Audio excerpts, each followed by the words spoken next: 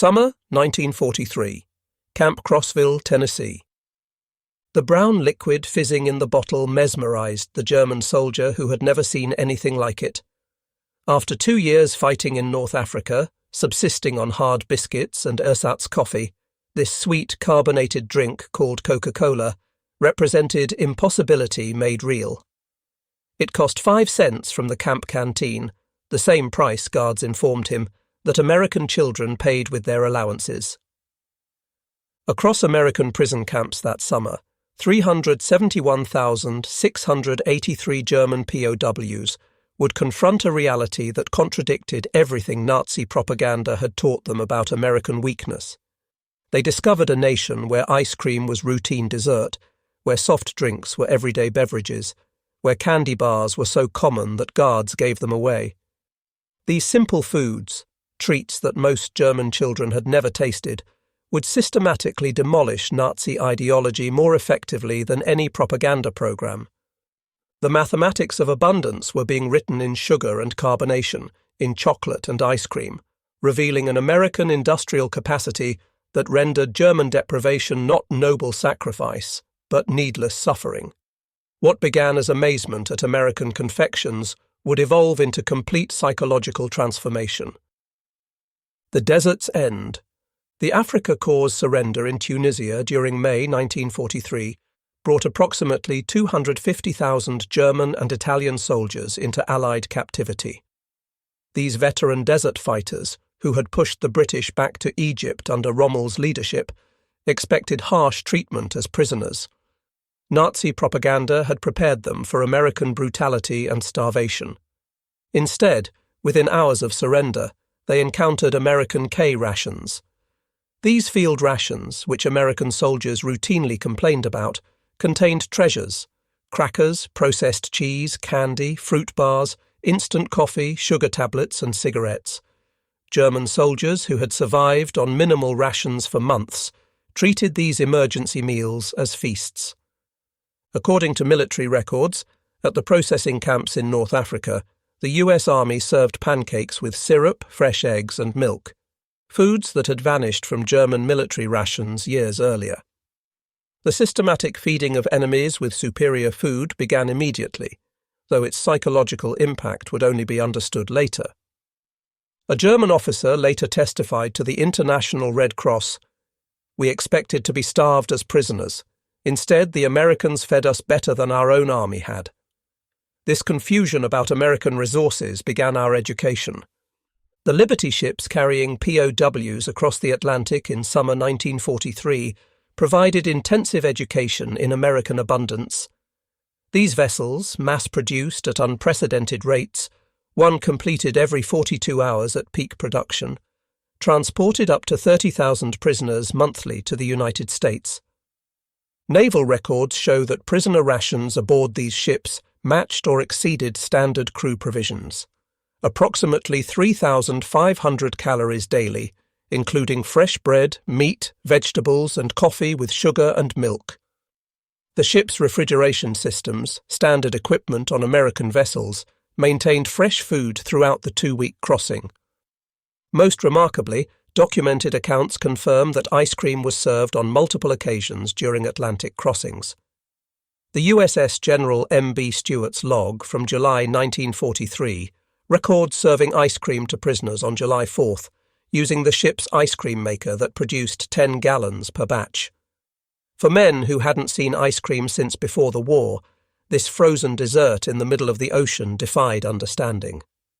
When ships docked at ports like Norfolk and Newport News, German POWs encountered an America that Nazi propaganda had declared impossible. The Norfolk Naval Base, covering 4,300 acres with extensive waterfront facilities, handled more cargo daily than major German ports managed weekly. At the port exchanges, shops for dock workers, prisoners glimpsed shelves stocked with candy bars from major manufacturers like Hershey, Mars, and Nestlé. Military procurement records from 1943 show these exchanges stocked dozens of candy varieties, selling them at standard prices, 5 cents for most candy bars, the same price charged across America. The journey inland by train provided further education. Unlike the cattle cars used for transport in Europe, German POWs travelled in passenger coaches. The dining cars served full meals. Documented menus from July 1943 show fried chicken, vegetables, pie and coffee. POWs discovered this wasn't special treatment, but standard American rail service.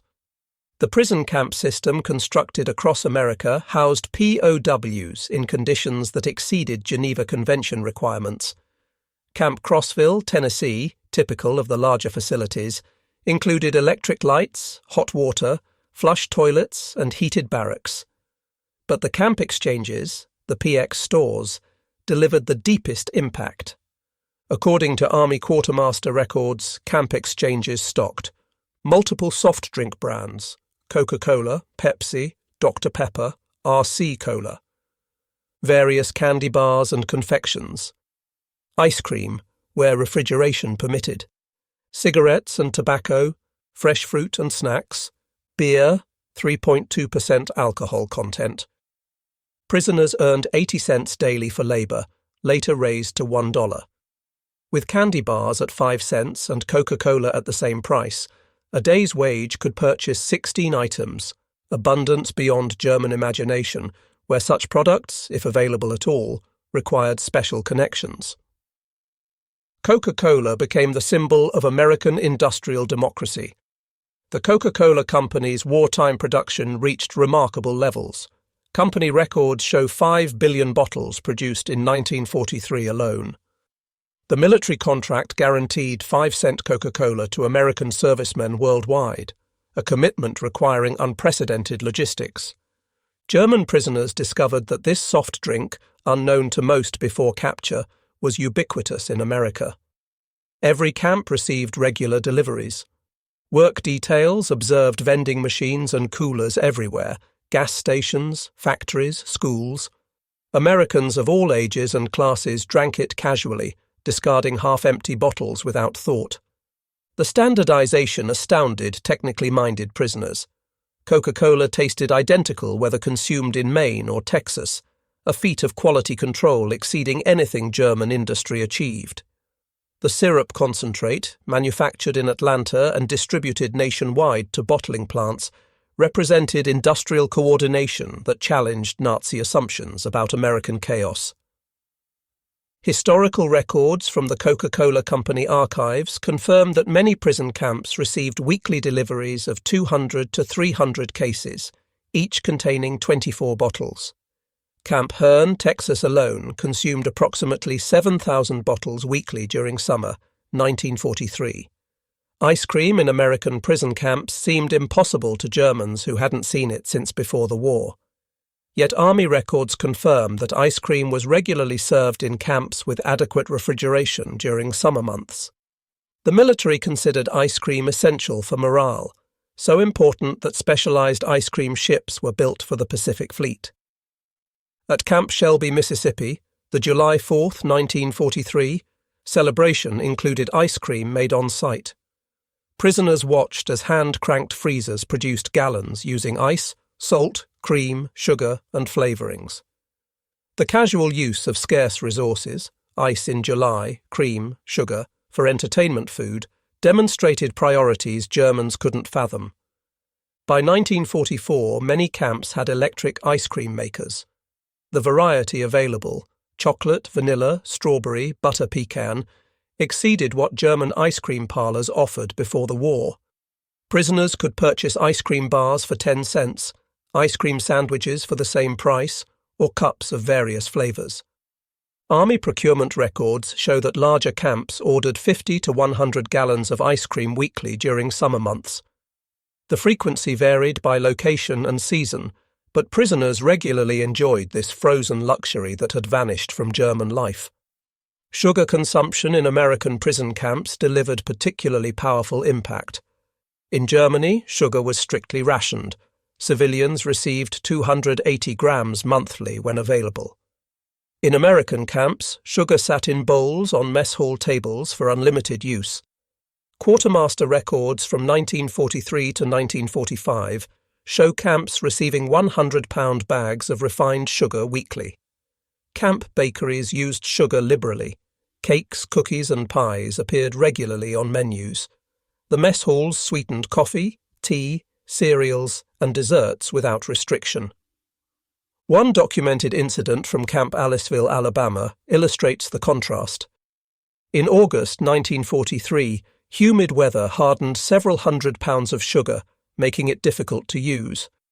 Rather than steam and recover it as Germans would have, kitchen staff discarded it and ordered replacement supplies. German prisoners working in the kitchen were reportedly distressed by this waste.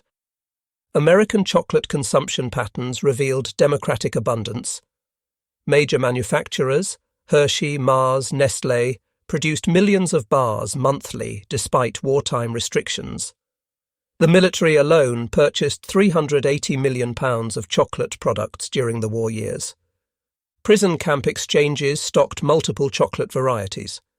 The standard Hershey bar, D rations, emergency chocolate bars, and various candy bars containing chocolate were available for 5 to 10 cents. Prisoners discovered Americans had preferences among chocolate brands, casually choosing one over another. Red Cross packages, distributed monthly to prisoners, included chocolate bars among other items. The American Red Cross records show that standard parcels contained chocolate or candy bars, 2, instant coffee, processed cheese, crackers, canned meat, cigarettes, soap. These packages supplemented regular rations, providing luxury items that exceeded what German civilians received as basic rations. Thanksgiving 1943 introduced German prisoners to American holiday abundance. This purely American celebration demonstrated national coordination of consumption that dwarfed German organizational efforts. Army records confirm that all prison camps served traditional Thanksgiving dinner: roast turkey with stuffing, mashed potatoes and gravy, sweet potatoes, cranberry sauce, vegetables, pumpkin pie, coffee and milk. The logistics required, providing turkey dinners to 425,000 POWs plus millions of American servicemen worldwide, showcased organizational capacity. The fact that German prisoners received the same meal as American soldiers emphasized equality of treatment that contradicted Nazi racial hierarchy. Christmas 1943 brought unexpected generosity from American civilians. Church groups, civic organizations, and individuals sent packages to German POWs. The American Friends Service Committee alone distributed 50,000 Christmas packages to enemy prisoners. These packages typically contained homemade cookies, candy, toiletries, games and books, cigarettes, writing materials. Local communities near camps often provided additional support. In Tonkawa, Oklahoma, townspeople delivered homemade treats to German prisoners at Camp Tonkawa. In Hearne, Texas, church groups brought Christmas cookies and candy to Camp Hearne. This civilian kindness toward enemies challenged Nazi ideology fundamentally. Americans who had family members fighting against Germany nevertheless showed charity to German prisoners, demonstrating strength through mercy rather than vengeance. As labor shortages intensified, German POWs worked increasingly outside camps, witnessing American food production firsthand. By 1944, approximately 100,000 prisoners worked in agriculture and food processing, gaining intimate knowledge of American abundance. In Michigan orchards, prisoners picked cherries destined for maraschino production, those bright garnishes topping ice cream sundaes. The volume staggered them, single orchards producing tons of fruit for decorative purposes. At canneries, prisoners observed quality control that rejected perfectly edible food for minor imperfections. Del Monte records from 1944 show that approximately 15% of fruit was rejected for canning due to size irregularities or minor blemishes, typically diverted to animal feed. Sugar beet processing in Colorado and Nebraska revealed agricultural mechanization beyond German achievement. Single farms produced more sugar beets than entire German regions. Prisoners learned that American sugar production from both cane and beets reached approximately 7 million tons annually, explaining the casual abundance they witnessed. German prisoners working near schools witnessed early versions of organized school lunch programs. Children received hot lunches including milk, protein, and vegetables. The National School Lunch Act would formalize this in 1946, but precedent programs operated during the war. The milk program particularly impressed German observers. Many schools provided fresh milk to children daily. The logistics of daily delivery to thousands of schools demonstrated organizational capacity that Germany couldn't achieve for military supplies. Some school cafeterias offered ice cream for additional purchase. The concept of children buying frozen desserts at school while German children faced food shortages created profound impact among prisoner observers. When minimum security prisoners ate at American diners under guard, they encountered democratic abundance. These small restaurants offered menus that would have graced elite German establishments, available to anyone with modest funds. Documented prices from 1944 show hamburger, 25 cents, Coca-Cola, 5 cents, pie slice, 15 cents, ice cream sundae, 25 cents, full dinner special, 65 to 75 cents. The equality of service, anyone could order anything, contradicted German social stratification. A factory worker and bank president ate identical meals at adjacent counterstools, served by the same waitress for the same price. As prisoners gained access to American publications, they discovered production statistics that dwarfed German efforts. 1944 American production, documented figures. Sugar, approximately 7 million tons. Chocolate and cocoa products, 380 million pounds, military alone. Coca-Cola, 5 billion bottles, 1943 figure. Ice cream, over 500 million gallons. Milk, 119 billion pounds. German production, same period. Sugar, heavily rationed, primarily from beets. Chocolate, military priority only. Soft drinks, minimal production. Ice cream, virtually non-existent. Milk, severely rationed.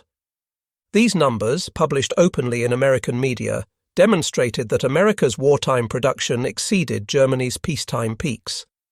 By late 1944, German POWs were sending food packages to Germany rather than receiving them. Using camp wages, prisoners purchased American products to mail home: chocolate bars, instant coffee, canned goods.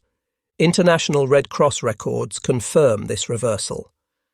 German prisoners in America sent approximately 11 million parcels to Germany during their captivity, most containing food items. The impact on German families, receiving American abundance from imprisoned relatives while they faced starvation in freedom, profoundly undermined Nazi ideology. American rationing, implemented during the war, revealed the gulf between societies. Americans complained about sugar rationing of £2 monthly per person, more than triple the German allowance when available. American meat rationing at 28 ounces weekly per person exceeded what Germans received monthly. Even rationed, Americans maintained consumption levels. Germans considered impossible luxury.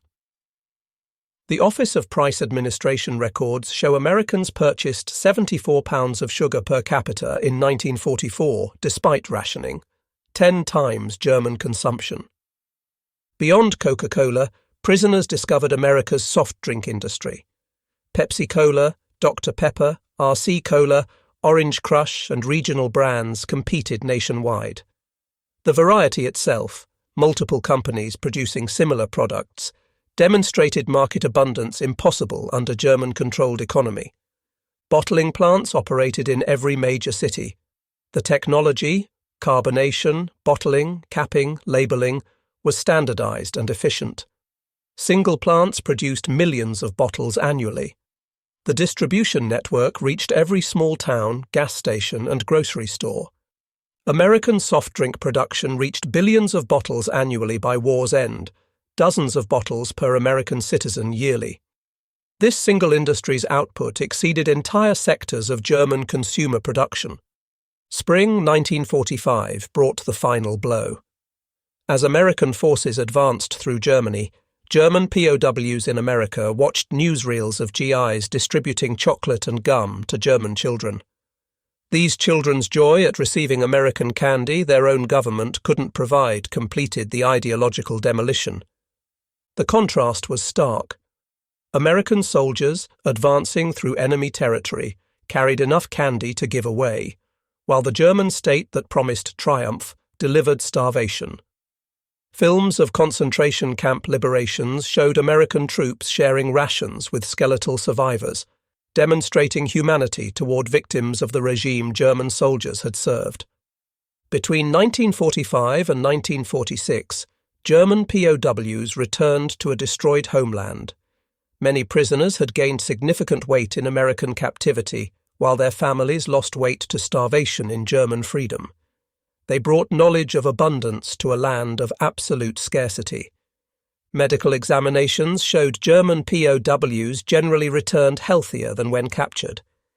They returned to families weakened by deprivation. This physical evidence of American plenty versus German deprivation was undeniable. Many prisoners brought final Red Cross packages home, chocolate, coffee, and canned goods that became family treasures. Children who had forgotten chocolate's taste received Hershey bars from fathers who had eaten ice cream regularly in prison camps. Former POWs became unexpected advocates for the Marshall Plan.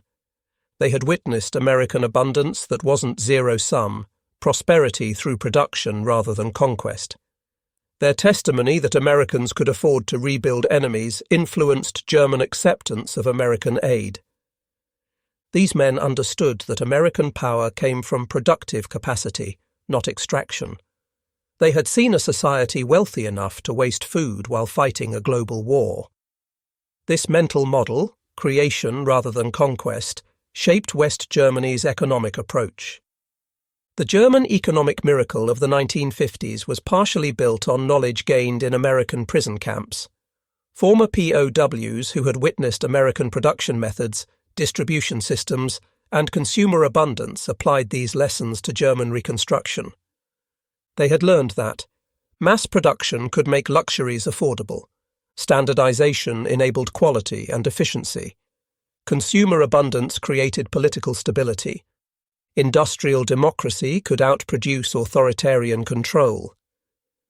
These lessons, learned through Coca-Cola and ice cream, shaped a generation of German business and political leaders.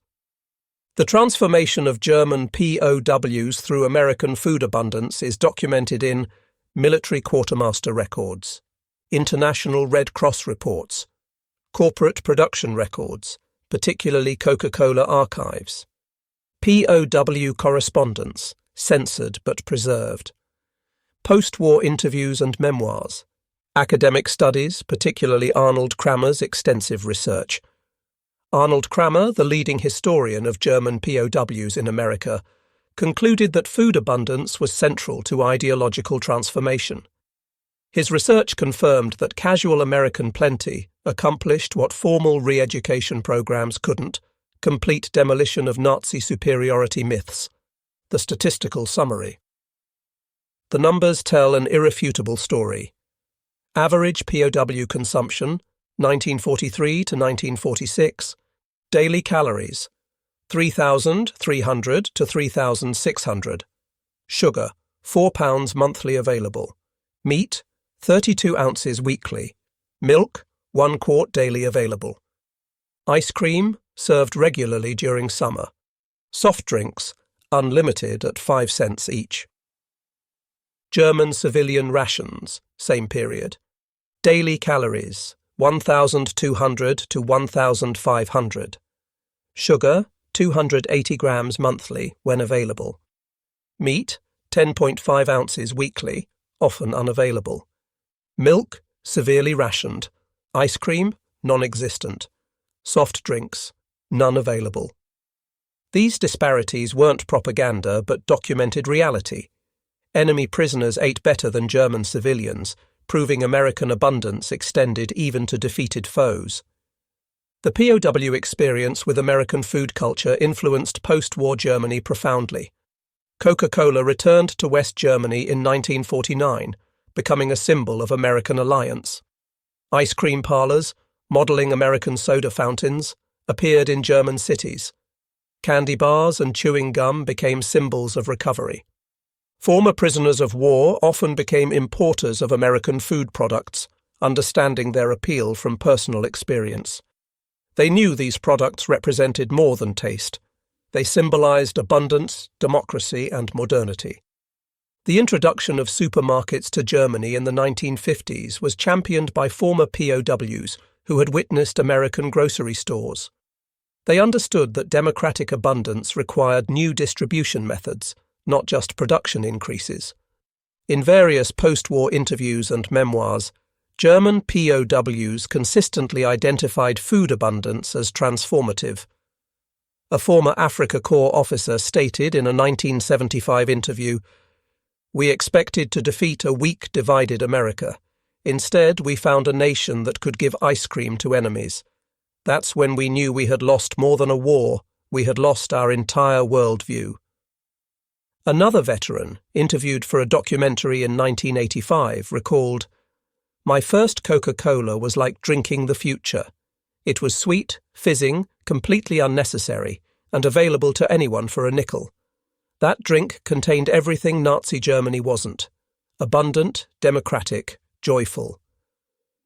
These testimonies, collected across decades, confirm that American food abundance achieved what military defeat alone couldn't: complete ideological transformation. The men who arrived as Nazi warriors left as witnesses to democratic prosperity. Historians recognize the German POW experience in America as remarkably successful re-education through abundance rather than propaganda. The program succeeded because it relied on observation rather than instruction. POWs saw American society functioning at peak productivity while treating enemies with dignity. The food aspect was crucial because it was universal. Everyone understands hunger and satisfaction. Undeniable. Weight gain and health improvement were visible. Continuous. 3 meals daily plus canteen purchases. Comparative. Prisoners knew German deprivation intimately. Every meal became a lesson in American industrial capacity. Every Coca-Cola demonstrated standardization and distribution. Every ice cream sundae showed that abundance could be democratic. Children of prisoners of war grew up hearing about American abundance in prison camps. These stories, initially seeming fantastic, were validated as West Germany recovered and American products became available. The mythology of American plenty, born in prison camps, shaped generations of German-American relations. Many POW children later studied or worked in America, drawn by their fathers' stories of impossible abundance. They found the reality matched the tales: supermarkets stocked with variety, soda fountains serving sundaes, candy aisles offering dozens of choices. This multi-generational impact extended beyond individuals. West German business culture absorbed lessons about consumer abundance, quality standardization, and democratic markets. The economic miracle wasn't just about production, but about creating abundance for ordinary citizens. Today, McDonald's operates over 1,400 restaurants in Germany. Coca-Cola is ubiquitous. Ice cream is ordinary. The transformation from scarcity to abundance, initiated in American prison camps, is complete. Yet the historical lesson remains powerful: ideological transformation through abundance rather than deprivation, kindness rather than cruelty, demonstration rather than propaganda. The German POWs who couldn't believe ice cream and Coca-Cola in American prison camps witnessed democracy's ultimate weapon: the ability to create such abundance that it could be casually shared with enemies. The story of German POWs and American food abundance represents history's most unusual victory: a war won through generosity, an ideology defeated by ice cream, a worldview shattered by soft drinks. These men experienced transformation not through punishment, but through plenty. They arrived believing in German superiority and American weakness. They left understanding that American strength came from productive capacity so vast it could waste resources without concern. The society that could give Coca-Cola to prisoners for 5 cents possessed power beyond military might. The ice cream sundae, with its layers of excess, ice cream, syrup, whipped cream, nuts, cherry, became a metaphor for American abundance. Each component alone exceeded German dreams. Combined, they represented impossible luxury made routine. That enemies could order seconds while German children faced hunger revealed the totality of Nazi failure. Former POWs often recalled specific moments of revelation: the first Coca-Cola's fizz, the first spoonful of ice cream, the first bite of a Hershey bar. These sensory memories carried more power than any argument. They had tasted democracy, and it was sweet. The transformation was complete and irrevocable. Men who had marched for the Third Reich returned as apostles of abundance, carrying the revolutionary message that prosperity came from freedom, not conquest. They had learned that America's secret weapon wasn't military might, but the ability to give ice cream to enemies. In the end, the bottles of Coca-Cola and dishes of ice cream served in American prison camps achieved what armies could only attempt: the complete transformation of enemy hearts and minds. The German POWs who couldn't believe such abundance existed became its greatest witnesses, carrying home the truth that democracy tasted like chocolate and freedom fizzed like carbonation. Their story reminds us that sometimes the greatest victories are won not through destruction, but through demonstration, not through taking, but through giving, not through hatred, but through the simple act of serving ice cream to enemies on a hot summer day. The men who experienced American abundance as prisoners became freedom's most unlikely ambassadors. Transformed forever by the impossible reality of Coca-Cola and ice cream in American prison camps,